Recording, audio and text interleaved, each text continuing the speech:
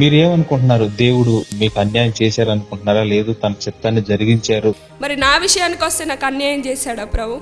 చేయలే, నాకు అన్యాయం జరగలేదు.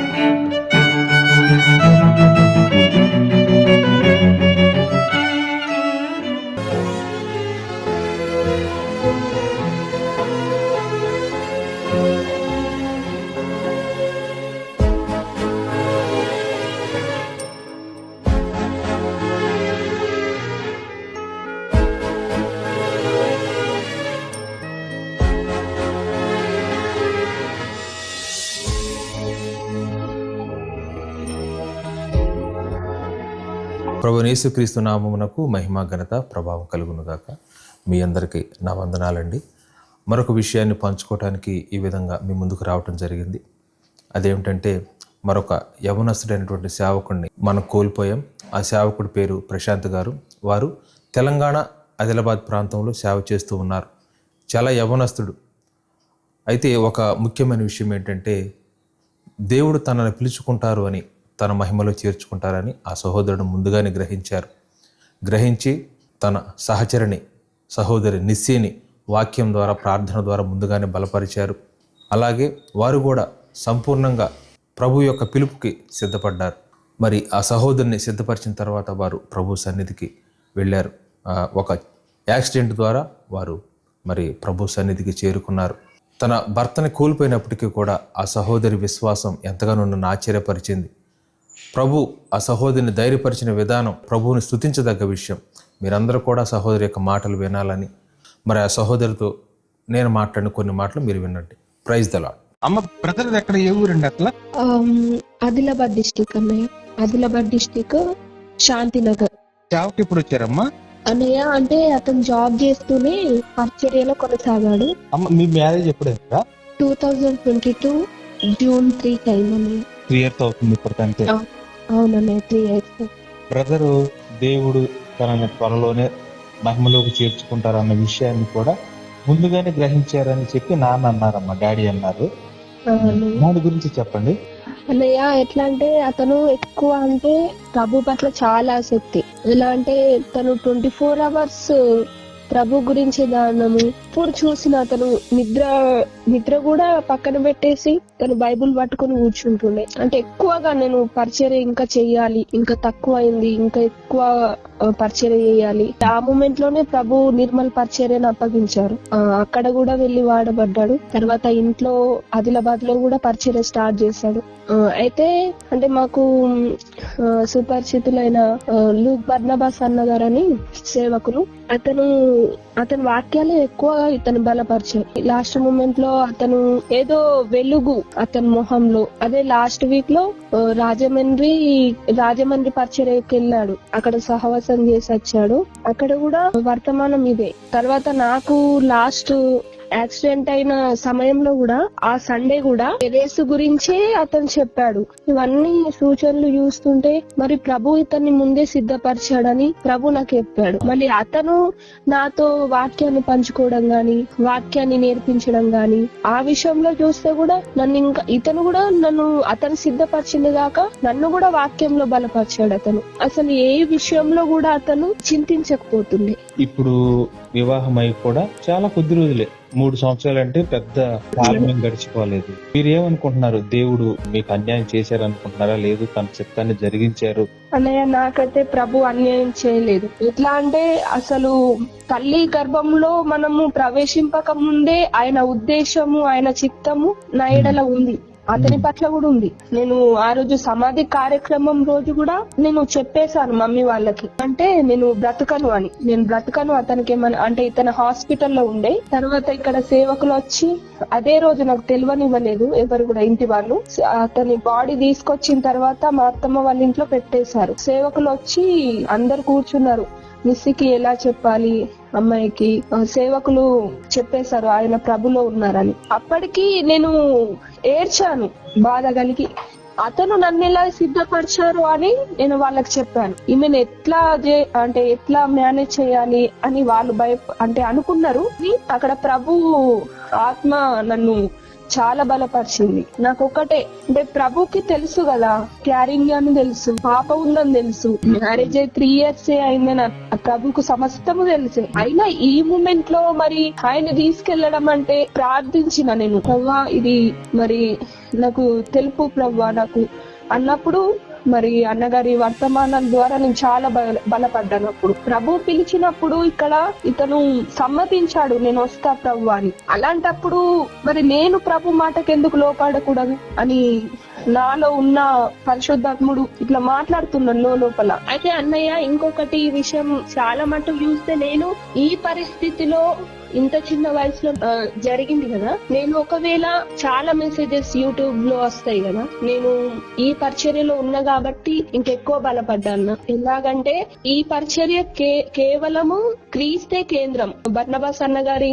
మెసేజ్ లో ఏం కనిపిస్తుంది అంటే క్రీస్తే. అందులో పౌలు గారు అంటారు కదా, నేను ఎలాంటి కథలు చెప్పట్లేను, ఈ పరిచర్యలో అలాంటి ఉన్నాయి అన్నయ్య. అంటే మెయిన్ క్రీస్తు. నేను ఇన్స్పిరేషన్ మెసేజెస్ ఉంటే నేను ఇప్పటికి ఉండకపోయేదాన్ని కావచ్చు. నా స్టేటస్ లు కూడా ఒకవేళ బ్రతికినా అంటే బ్రతకాలనుకున్న పిల్లల కోసము నా స్టేటస్ లు మొత్తం ఏమైతుండేనంటే ఇన్స్పిరేషన్ మెసేజెస్ అన్ని ఉంటుండే, అలాగుండాలి ఇలాగుండాలి. తర్వాత సాంగ్స్ ఉంటాయి కదన్నయ్య, గుండెల్లో గాయం లేదా అంటే ఇవి ఎట్లా అంటే నేను వింటున్నప్పుడు నాకు ధైర్యం కలిగించవచ్చు, కాకపోతే తర్వాత ఒక 5 minutes 10 minutes కి మళ్ళీ నేను కృంగిపోతా. ఈ వాక్యము, ఈ పరిచర్య నన్ను చాలా నిలబెట్టింది అన్నయ్య. ఎంతనంటే ఎందుకంటే క్రీస్తు కనబడుతున్నాడు కాబట్టి, మెయిన్ మనకి క్రీస్తు కావాలి కదా, కాబట్టి ఆ క్రీస్తుని చూస్తే ఆ క్రీస్తు ద్వారా వచ్చిన స్వరం మాత్రమే నన్ను బ్రతికించింది అన్న. అమ్మా, మీకు 3 years పాప, భవిష్యత్తులో మీరు ఏం చేయాలనుకుంటారంటే బ్రదర్ ఏదైతే దేవుడు ఇచ్చిన పరిచర్య ఉందో దాన్ని కొనసాగించాలనుకుంటున్నారా?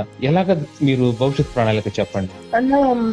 భవిష్యత్తు ప్రణాళిక అంటే ప్రభు చేతిలో ఉంది. ఆయన హస్తం నా పైన పిల్లల పైన ఇప్పుడు బలంగా ఉంది. ప్రభు నన్ను విడిచిపెట్టలే, భవిష్యత్తు కూడా కొనసాగిస్తాడు. ఇంకేంటంటే అతనికి ఎలాగైతే పరిచర్య పట్ల భారం గాని, తను ప్రభు పట్ల విశ్వాసం గాని, ఇంకా ఆత్మలను సంపాదించాలనే నిరీక్షణ ఉండే.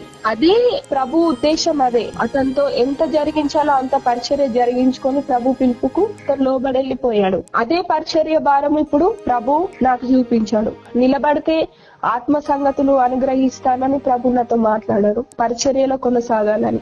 చాలా ధైర్యంగా ఉన్నారమ్మా. మీ విశ్వాసం దేవుని పట్ల మీకున్నటువంటి భయభక్తులు అనేక మందికి ఆదర్శం కావాలని నేను కోరుకుంటూ ఉన్నాను. ఇప్పుడు మీరు ఎక్కడ ఉంటున్నారమ్మా? అమ్మ వాళ్ళ దగ్గర ఉంటున్నారా, అత్తమ్మ వాళ్ళ దగ్గర ఉంటున్నారా? అమ్మ వాళ్ళ ఇంటి దగ్గర ఉంటున్నాను. అయితే ఇప్పుడు నీ సాక్ష్యం విన్న ఎవరైనా సరే పిలిచి, అమ్మ మరి మా సంఘంలో సాక్ష్యం పంచుకుంటారా అని అడిగితే వెళతారా అమ్మా? తప్పకుండా. సరే అమ్మా, మీకోసం ప్రార్థన చేస్తాము. దేవుడు మరి బ్రదర్ కి ఇచ్చిన పరిచర్య, మరి తన పరిచర్య ముగించుకొని వెళ్ళిపోయారు. మీ ద్వారా జరిగించవలసినటువంటి దేవుని కార్యాలు తప్పకుండా దేవుడు జరిగించుకుంటారు. దేవుడు మిమ్మల్ని దీవించాలి, తన పరిచర్యలో కొనసాగించుకోవాలి. ఇంకా 2 వచనాల ద్వారా ప్రభు నన్ను చాలా బలపరిచారన్న. 2 వచనాలు. కొలస్సీయులకు రాసిన పత్రిక 2వ అధ్యాయం 5వ వచనం. నేను శరీర విషయంలో దూరంగా ఉన్నాను, ఆత్మ విషయంలో మీ దగ్గరగా ఉండి అని ఉంటది కదన్నా. అంటే అతను శారీరకంగా నా దగ్గర లేకపోవచ్చు, ఆత్మ విషయంలో అతను నా దగ్గరగానే ఉన్నాడు. ఇది బలపరిచిన మాట. ఇంకొకటి 1 తెస్సలోనికి రాసిన పత్రిక 2వ అధ్యాయం 17వ వచనం. శరీరమును బట్టి కొద్ది కాలము మిమ్మలను ఎడబాసి ఉన్నానని. త్వరగా అతన్ని మళ్ళీ మహిమ శరీరంతో నేను అతన్ని తొందరగా కలుసుకోబోతున్నాను ప్రభు స్పష్టంగా నాతో మాట్లాడారన్న. మన పౌరస్థితి పరలోకమందు ఉన్నది కదన్నా. అమ్మా, ఇప్పుడు ఇలాగా బ్రదర్ మరి ప్రభు సన్నిధికి వెళ్ళిపోయినారు కదా, మీకు ఈ టైంలో మీకు సూటిపోటు మాటలు గాని మరి అవమానకరమైన మాటలు గాని మీరు ఎదుర్కొన్నారా? అవునన్నయ్య, ఎదుర్కొన్నాను. మా ఆయన ఒక మాట చెప్పారు. ఒక మాట ఏంటంటే, నేను కొన్ని సమయాల్లో అంటే కుటుంబ పరంగా గాని వేరే విషయాలలో గాని కొంచెం చింతిస్తే అతను ఒక మాట అనేవాడు. అంటే సమస్యను చులకనగా చూడు అని. ప్రభువులో ఉన్నాం కాబట్టి సమస్యను చులకనగా చూడు, శరీరంలో లేనన్నట్టు జీవించు. ఆటోమేటిక్ గా నీకు అది ఏ సమస్య అన్నా గాని ఎవరు ఎన్ని మాటలు అన్నా గానీ నీకు ఏం బాధ అనిపించదని. ఇప్పుడు ఆ మాటలు నా హృదయంలో ఉండిపోయాయి కాబట్టి, అంటే ప్రభును బట్టి నేను చులకన చూస్తున్నాను, తర్వాత శరీరంలో లేను అన్నట్టుగా జీవిస్తున్నాను. కాబట్టి అవేమి కూడా ఎందరు ఏమన్నా ఎవరేమన్నా ప్రభు నా పక్షాన ఉండి నడిపిస్తున్నాడు కాబట్టి నేను అధైర్యపడనన్నా. పాప చాలా కొంచెం బెంగతో ఉంటుందని చెప్పి డాడీ చెప్పారు. అది ఇప్పుడు ఎలా ఉందమ్మా పాప? అన్న మంత్ లో ఒక 2 weeks అయినా గానీ మీటింగ్స్ కి వెళ్ళేవాడు. అది కూడా చాలా దూరం ప్రయాణం, అక్కడ సైడే రాజమండ్రి, జగన్నాథపురం, హైదరాబాద్. వీక్స్ అక్కడనే ఉండేవాడు. అలాగూ ఇప్పుడు పాప అంటే స్టార్టింగ్ లో చూసింది కాబట్టి ఏడ్చింది, చాలు వచ్చింది, జ్వరం వచ్చింది. నేను ప్రార్థించిన మరి సేవకులు కూడా ప్రార్థించినప్పుడు ఇప్పుడు లేదన్నా. ఆమె ఎక్కువగా కలవరివ్వడం గాని ఏడవడం గాని చేస్తలేదు. ఏమంటే ఇంకా ప్రేయర్ చేస్తుంది. డాడీ మీటింగ్ కి వెళ్ళాడు, త్వరగా వస్తాడు. మరి ఈ సాక్ష్యం మీ విశ్వాస జీవితం అనేక మందికి ఆదరకరణంగా ఉండాలని, అలాగే అనేక మందిని వారి జీవితాలు విలువైన వారిని పోగొట్టుకున్నప్పుడు, వారు నిస్సహాయ స్థితిలో ఉన్నప్పుడు వారిని ఈ మాటలు బలపరచాలని నేను కోరుకుంటున్నాను. ప్రైజ్ లార్డ్ అమ్మా. బరియల్ కార్యక్రమం చూసినప్పుడు అందరూ చాలా మంది ఆశ్చర్యపోయారు. అంతమంది ఏదైతే క్రీస్తు ప్రేమ, మరి ఆ ప్రేమలో తను వర్ధిల్లుతూ అనేక మందిని ప్రేమను సంపాదించుకున్నాడు. చాలా మంది అయితే ఆ యవ్వన వయసులో మరి భర్తను మరి దూరమైనప్పుడు వారు ఎంతగా డిస్టర్బ్ అవుతారు. మరి అటువంటి పరిస్థితుల్లో కూడా తను ధైర్యంగా ఎదుర్కొని ఆ రోజున మాట్లాడడానికి కూడా కుటుంబ సభ్యులు కానీ సంఘస్థులు కానీ ఎవ్వరు కూడా తనకు చెప్పడానికే భయపడ్డారు. సేవకులు వెళ్ళి దగ్గరుండి చెప్తున్నప్పుడు తను ఎలా రియాక్ట్ అవుతుందని మేమందరం ఎంతో ఎగ్జైట్మెంట్గా, ఒక రకమైన టెన్షనే ఒక రకంగా. ఎందుకంటే తను మామూలు మనిషి కూడా కదా, ప్రెగ్నెంట్. తను మాట్లాడినటువంటి మాటలు చూసి మేమే ఆశ్చర్యపోయాం. తనకి అంత ధైర్యం కేవలం ఈ వాక్యం ద్వారా. ప్రశాంత్ కూడా తనని ఆ విధంగా వాక్యంలో పెంచాడు. తను ఏ క్షణమైతే పడిపోయాడో ఆ క్షణంలోనే మరణం చూడకుండా హనోకు కొనుపోబడినట్టుగా ఆయన అక్కడి నుంచే వెళ్ళిపోయాడు అనే మాట వండర్గా అనిపిస్తుంది. ప్రభుకి స్తోత్రములు. మరి నా విషయానికి వస్తే నాకు అన్యాయం చేశాడా ప్రభు? చేయలే, నాకు అన్యాయం జరగలేదు. ఎందుకంటే ఈ నిరీక్షణ నాకు ఉంది. ఇట్టి గొప్ప నిరీక్షణ నన్ను ఎన్నటికీ సిగ్గుపరచదు, సిగ్గుపరిచేనేరదు. ఏముందయ్యా నాది ఈ ప్రత్యేకతకు కారణం, అంతయు నీదయ్యా. ఈ ప్రత్యేకతకు కారణం అంతయు నీదయ్యా. విమోచించావు, నేను నీ వాడను, కొనసాగుటకు నిన్నే చూతును. విమోచించావు, నేను నీ వాడను, కొనసాగుటకు నిన్నే చూతును. ఇదే నా ధైర్యం, ఇదే నా భాగ్యం, ఇదే నా ధైర్యం, ఇదే నా భాగ్యం.